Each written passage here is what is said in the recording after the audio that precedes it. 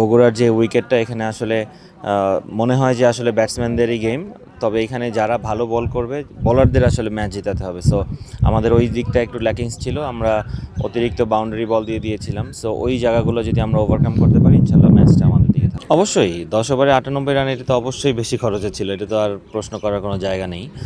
তবে ওইখান থেকে ও কীভাবে কামব্যাক করতে পারে, দেখেন একটা যে কোনো প্লেয়ারেরই একটা ম্যাচ খারাপ হতে পারে, কিন্তু কামব্যাক করার স্কোপ সবসময় থাকে। সো ও কতটা মেন্টালি স্ট্রং এবং ওর প্ল্যানটাও কতটা ভালো মতো করছে, কিংবা টিমের যে একটা প্ল্যান আছে এইটা কম্বাইন করে কিভাবে কামব্যাক করবে, এইটা একটা মানে চ্যাম্পিয়ন প্লেয়ারের লক্ষণ হয়ে থাকে।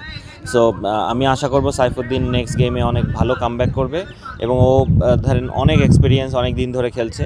সো ওর উপর ওই বিশ্বাসটা আমাদের সবারই আছে।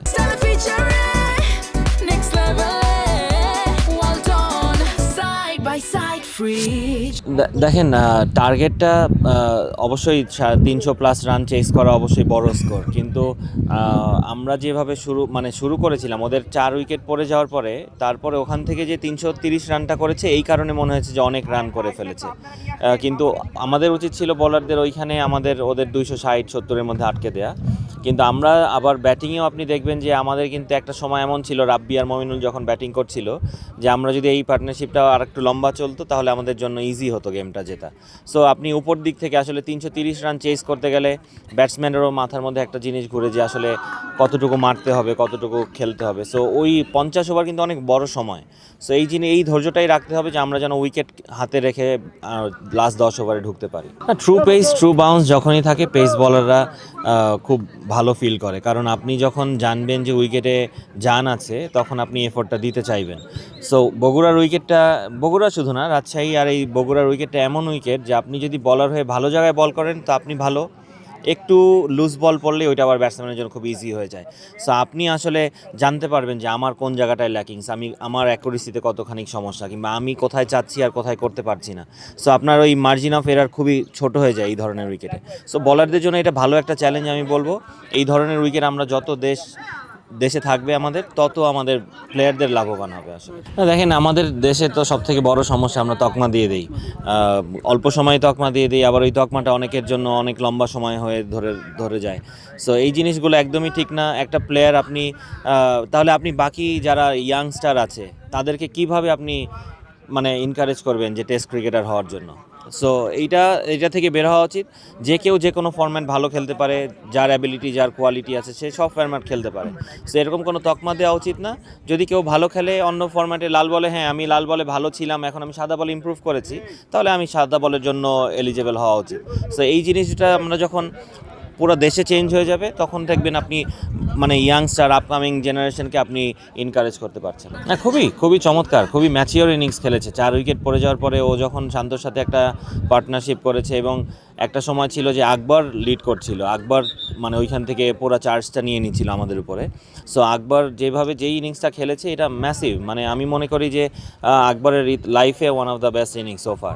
হ্যাঁ, ডিপেন্ডস, এটা আসলে সিলেক্টরদের কল, এটা তো আমি আসলে বলতে পারবো না। তবে এই ধরনের পারফরমেন্স আপনি যত রেগুলার বেসিসে করতে পারবেন, তত আপনি সিলেক্টরদের মাথার ভিতরে নক করতে থাকবেন যে আম রেডি টু প্লে। আসলে যেটা বাংলাদেশ ক্রিকেটে খুব কম হয়েছে, এই জিনিসগুলো যদি আরও বেশি হয়, এবং আই হোপ যে যেই জেনারেশন এখন খেলছে ওদের একটা রিয়েলাইজেশন এসেছে যে আমরা যদি না ঘুরে দাঁড়াই তাহলে আমাদের ক্রিকেট আগাবে না আসলে।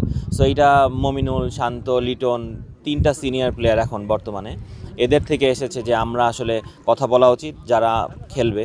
সো দেখেন আমাদের কিন্তু এই 70-80টা প্লেয়ারই আছে যারা খেলবে।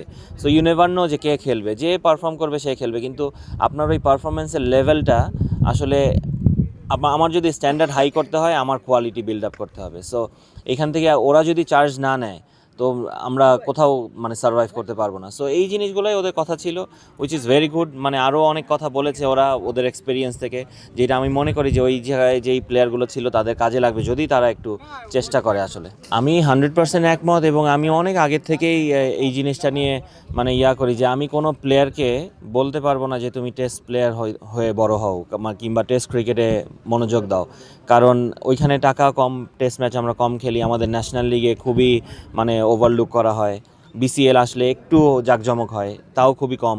সো এই জিনিসটা আপনি যদি করেন, এবং যারা এই তকমাটা লেগে যায় তারা কিন্তু ম্যাচ খেলার সুযোগ পায় না, ওডিআই ক্রিকেটে চান্স পায় না, টি-20-তে চান্স পায় না। যেমন সাদমান কিন্তু খুবই আপসেট ছিল যখন ও জানতে পেরেছে যে ও এই টুর্নামেন্টে নেই। আসলে আপনি সাদমান কিন্তু ওয়ানডে ক্রিকেটেও এখন ভালো খেলছে, ভালো শটস খেলছে, লাস্ট প্রিমিয়ার লিগেও ভালো খেলেছে। বিপিএলে দল পায়নি, লাস্টে চিটাগাংয়ে ছিল, কিন্তু খুবই আনফর্চুনেট যে খুবই প্রথম দিকে আউট হয়ে গেছে ও। কিন্তু সাদমানের মতো প্লেয়ার আপনি যদি এদেরকে এনকারেজ না করেন, আপনি দেখেন পাকিস্তান সিরিজের আগে সাদমান আসলে কোথায় খেলবে, ওর ম্যাচ প্র্যাকটিসটা কই হবে? সেখানে যদি এইরকম সুন্দর উইকেটে সাদমান খেলে একটা কনফিডেন্স বিল্ড আপ করতে পারতো, তাহলে কিন্তু ওর জন্য ম্যাসিভ হতো। সো এইটা তো আমাদের আসলে চিন্তা করা উচিত যারা ডিসিশন মেকার। সো এইখান থেকে আমাদের আসলে বের হয়ে আসা উচিত যে টেস্ট প্লেয়ার মানেই যে খালি টেস্ট ম্যাচ খেলবে, not that. For more updates, subscribe to our YouTube channel and click on the bell icon. Follow us on Facebook and Instagram. Download T-Sports app to enjoy exciting games and highlights. Visit tsports.com.